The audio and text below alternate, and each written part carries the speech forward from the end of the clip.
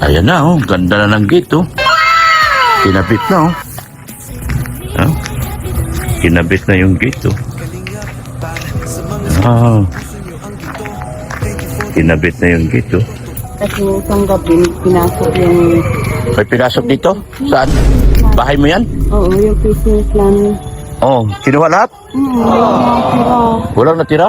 Wala pa ako CCTV, magpapakabit pa lang ako. Wala pa may CCTV. Dapat pala may... 12 lahat pa yung laman.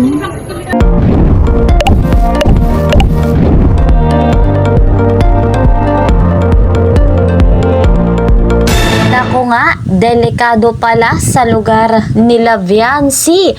Kailangan magdoble ingat dahil may magnanakaw. Papa Eds, nag-aalala kay wifey. Kailangan nga daw pong maglagay ng CCTV. Kahit nga po napakaganda at nakatakib na nga po yung gate nila Viancy, kailangang mag-iingat pa rin. Lalo pa nga po at sikat na sikat ang ating pambansang wifey. So guys, mga kalingap, bago natin panoorin ang mga pangyayari, isa munang magandang araw at gabi sa inyong lahat saan mang sulok ng mundo. Special shoutout sa mga sumusuporta sa Team Kalingap at dito nga po sa love team na EDC. Special shoutout din po dito kay na Madam Annie Soreta, dito rin kay Sir Ronnie Balilo at kay Madam Perry. Special shoutout po sa inyong lahat. Mega love shoutout naman sa mga ka-member ko po sa Karepa, Kalingap Reactor Partner, mga OFW, mga silent viewers po dyan. Mega love shoutout po sa inyong lahat. Hiling ko naman sa karamihan, huwag nating pagsasawaan ang nag-iisang ama ng Kalingap, Kuya Val Santos Matubang, gayon din si Kalingap Rob, Ate Edna Vlogs, and Madam Jackie Tapia.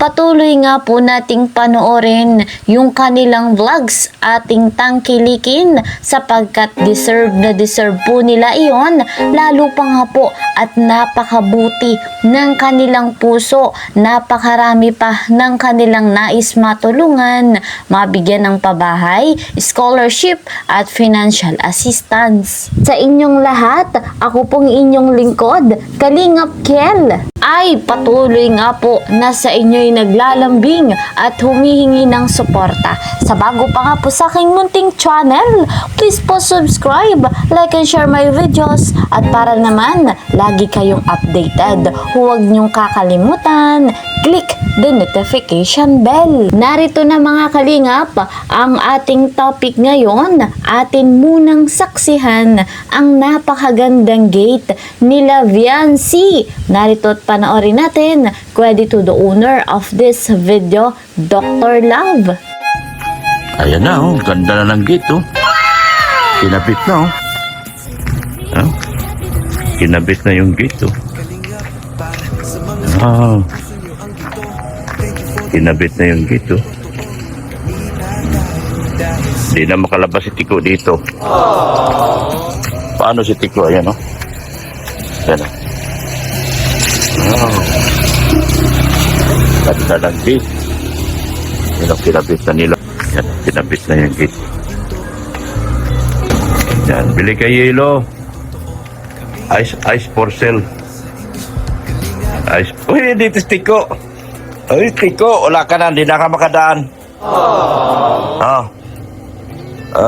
Talaga namang namimiss niya ako. Oh. Oh. Namimiss mo ako? Shake hands. Shake hands.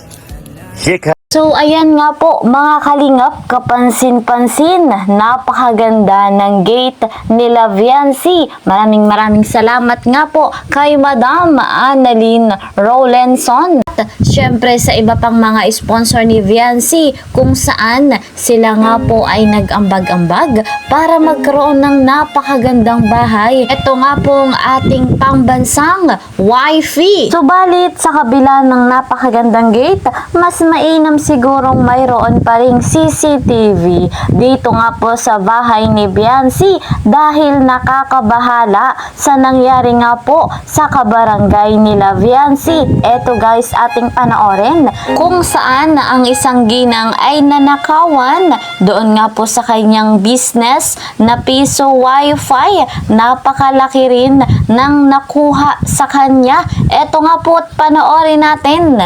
Biker, oh. Hello po, Dr. La. Hello po. Maray na hapon po. Maray na hapon. Dr. La, mayroon po kayong CCTV dyan. CCTV, wala po. Para? Kasi yung isang gabi, pinasok yung... May pinasok dito? Saan? Bahay mo yan? Oo, yung business namin. Oh, kinuha lahat? Walang natira. Walang natira? Wala pa ako CCTV, magpapakabit pa lang ako. Wala pa may CCTV. Dapat pala may... 12 mil ata yung laman niya. May mga tirador pala rito? Hindi, taga rito, taga rito. Ewan ko po kung taga saan yun. Kaya pinasok namin doon, no? Pero may bakal na. Oh. Dati nandyan lang baga. Nakuha lahat ang laman. Nakuha lahat. Sayang, no? Kaya nga, 4 na buwan yun. 4 na buwan. Malaki na yun. Kasi ang dami nag-wifi sa'yo. Ano talaga yun? Kaya nga, sayang. Sayang nga. Dapat talaga dito may may CCTV pala talaga. Sabi daw. Yan na lalaking bahay na yan. Meron yung dyan na meron yung dyan CCTV. Hindi pa napakabitan yan? Sabi ko, tatanungin ko daw si Dr. Lux kung meron na CCTV. Hindi pa kasi ako lumipat talaga sa Aotso pa. Meron dyan si Kagawa Dr. Lux. Kaya lang, hindi naman. Hindi abot? Oh, hindi abot. Maganda dyan kung... Dyan nga sa iyo daw po. Oo.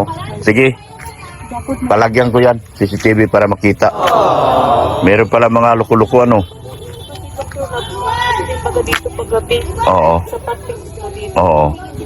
Sige po. So guys, mga kalingap, napakalinaw nung pahayag nung ginang na delikado nga po at nanakawan sila. Halos 12,000 yung nakuha sa kanila. Malaking halaga na po yun mga kalingap, lalo na nga po sa panahon ngayon, napakamahal ng bilihin. Sa pangyayari nga pong ito, si Kalingap Edu, hindi naman maiwasang mag-alala kay wifey. Napakadelikado, lalo na nga po at kilalang kilala si Viancy, baka nakawan at sa pagnanakaw ng magnanakaw baka may masaktan, kaya po kinakailangan na magkaroon nga po ng CCTV dito nga po sa mansyon o sa bahay ni Viancy. Bagamat nagkaroon na rin ng pahayag dito si Kalingap Rab patungkol sa paglalagay ng CCTV sa madaling panahon ay malalagyan din po ito. So guys, mga kalingap, patuloy pa nating susuportahan